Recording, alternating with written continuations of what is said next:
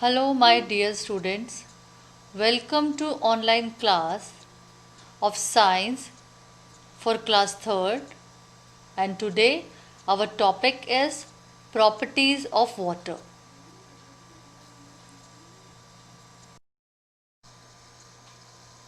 As we have studied in class 2 that water is used for drinking. It is a basic need of our life. Animals as well as human beings need water for drinking. Students, we should drink at least 8 glasses of water every day. Okay? Our body is made up of 70% of water. So it is very necessary to drink water for maintaining good health. To maintain a personal hygiene, we should bath every day. Bathing washes away dead skin, cells, dirt, and soil. It reduces the spread of disease. So, for bathing as well, we need water.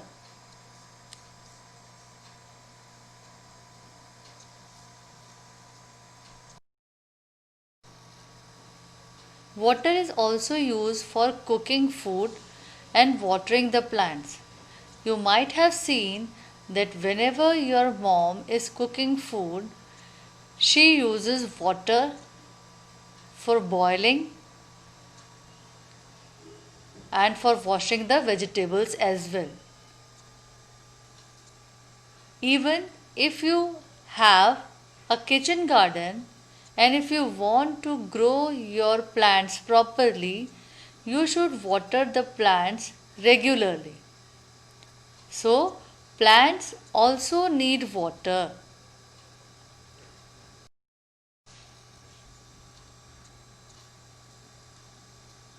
For washing clothes as well, we need water. Whether we are washing our clothes with the help of washing machine or we are washing clothes with our hand, in both cases we need water for washing. Let's study some properties of water. As we studied in last chapter that water comes in three states. First, as we know that it is in liquid state. Second, in its solid state in the form of ice. And third, in gaseous state in the form of water vapor. Okay, the first property of water will be it exists in nature in three different states: solid, liquid, and gas.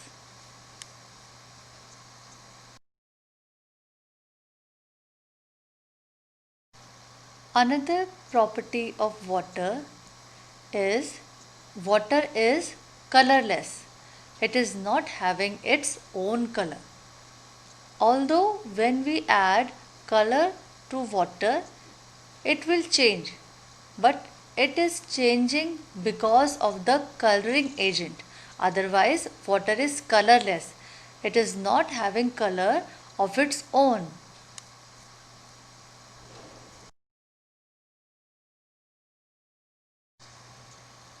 Students, tell me, whenever you are drinking a glass of water, do you feel any taste or smell of water?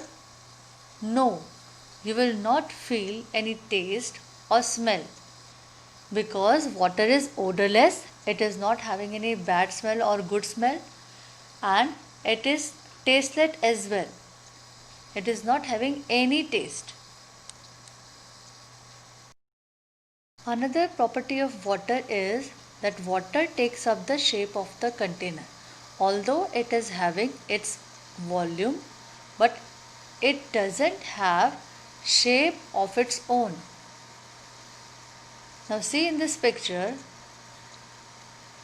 there are 4 containers or beakers, and whichever container is used for putting the water, we can see water has taken the shape of that particular container.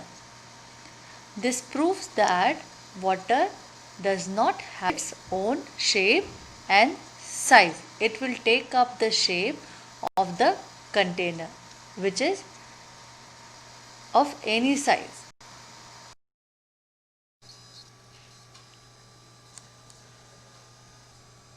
Whenever we are studying the properties of water, an important term comes, that is solvent. Student, solvent is a liquid, it can be water, that can dissolve different things in it. Solvent is a liquid that can dissolve different things in it. Like water. Water can dissolve many things in it.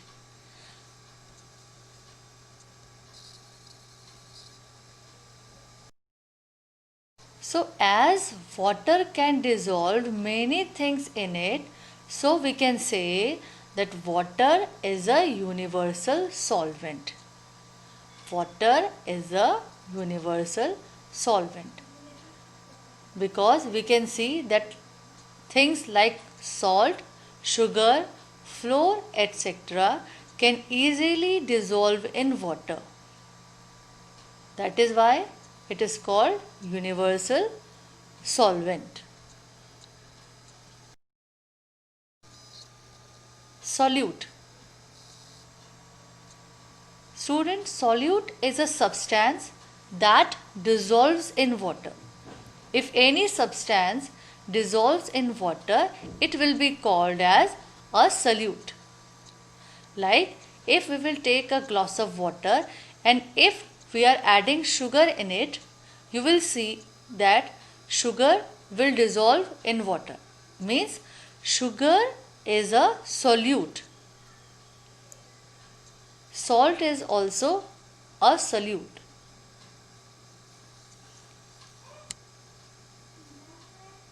Now see in this picture, we can see picture on the right side is a solvent, and if we are adding anything and it get dissolves, then it will be called as solute. Solution. Student, solution is formed when a solute completely dissolves in a solvent. Fine. If we have taken a spoon of sugar and we are putting it into the water, and if sugar gets dissolved completely, the result which we will be having will be a solution. Okay, when solute completely dissolves into the solvent, whatever comes out will be called solution.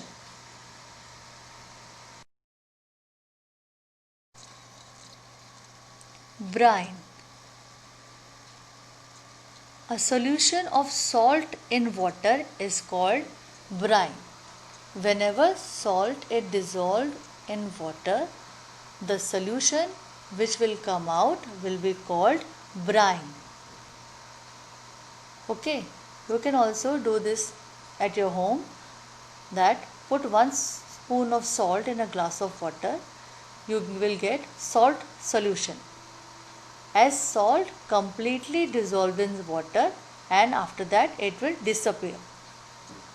So, salt is a solute, water is the solvent, and salt solution is a solution. You can see this picture as well. We are putting salt into water and after that solution is made. That solution is called brine or saline.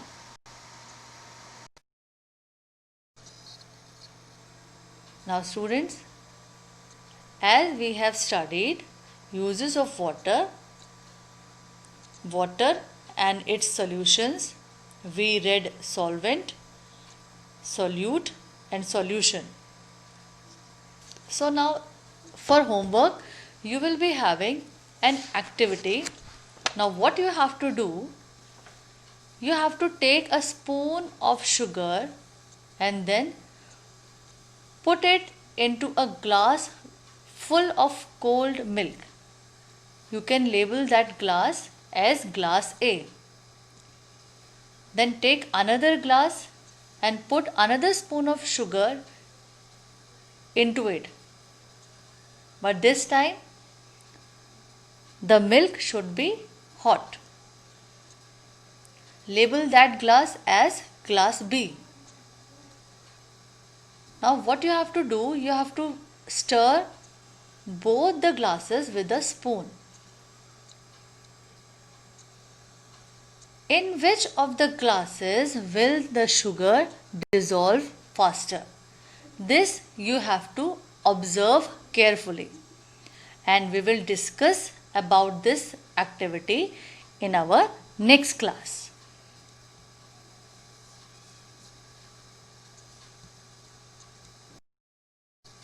That's all for now. Thank you.